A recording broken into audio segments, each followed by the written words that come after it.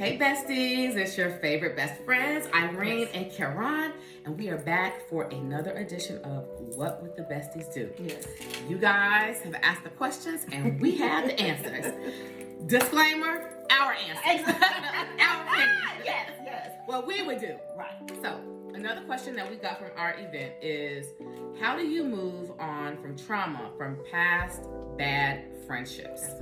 That is a very good question. And I really believe it's just, you have to be intentional about wanting to move forward. I'm gonna say this, I'm an advocate for therapy, for counseling, for talking to someone.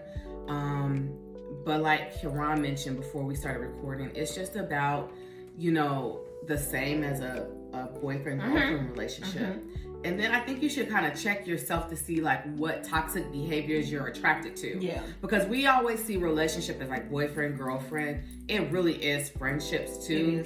It is. It's all relationships, because it starts from mama and daddy. Yes, it does. And that trauma bonding, and it starts from your household. So I think you should kind of see like, oh, wait a minute.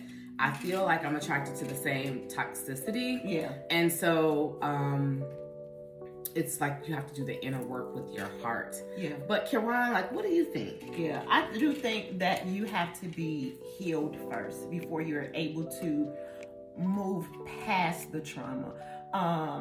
Just like in a relationship with a boyfriend, girlfriend, or even husband and wife, whatever went on there, you have to be healed from that so it won't spill over to the new relationship. You can say, I'm ready to move on. I'm ready to have friends. But if you're still remembering how she did you, how she talked about you, how it ended the wrong way, then you're already coming in guards up.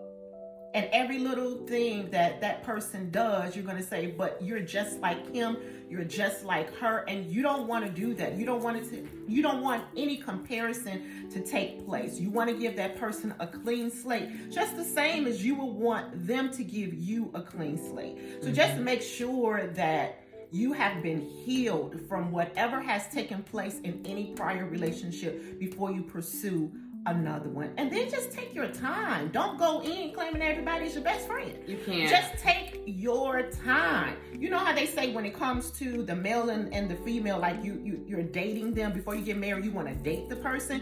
So it's kind of the same thing over here. Take your time. Go out to eat, have coffee, talk on the phone. Again, don't move too fast. Take your time. Yeah. Nobody said it had to happen overnight.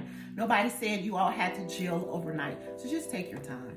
Definitely. Yeah. Because I know, just being transparent, I had a situation where it was a friendship fallout or, a situation like that. And I did exactly what Karan said. I judged everyone based on that situation. Yeah. And I was like, oh, I'm done. Like, I'm not making no new friends. And that was my mantra for a long time. If I already was cool with you, I was cool with you. It wasn't until one of my friends that I had literally was like, help me break that. Like, no, we're going to be friends. Yeah. And I like you. And I had to kind of open up. And I was like, okay, I really had held myself back. Yeah. So you just, like Karan said, do the inner work, heal, find out. The worst thing you can do is guard yourself. And I am guilty of that because nothing can go out and nothing can come in. And it's okay to make new friends, but take your time. Like Karan said, and not rush into situations. But one thing I think you can do is, as I was talking, I was thinking, some people need closure. If you need closure, have a final conversation with that friend. Because sometimes you need that closure. Not saying you're gonna can't quietly leave that one. You can't quietly leave it, right? Especially if it's still bothering you and you feel traumatized. Have dinner with them. Go somewhere where you're on even playing grounds. If you have to bring a mediator, but you want closure.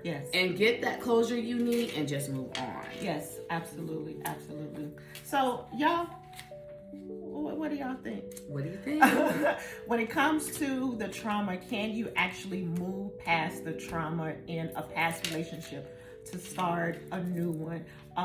Absolutely, you You can. can. But as Irene said from the beginning, you have to put in the work. You have to be intentional. You got to be intentional to let it go. Go back and look at that video too about letting it go. You have to be intentional about letting it go. I don't know how. Just do it, like Nike said. Just let it go. Leave it in your past. So let us know your thoughts. You know, can this be done? Have you ever been in that situation? Are you currently in a thriving friendship? Yeah. That you actually have now, and it was after some of the trauma-filled relationships? Let us know in the comments below. We'll love to hear your thoughts.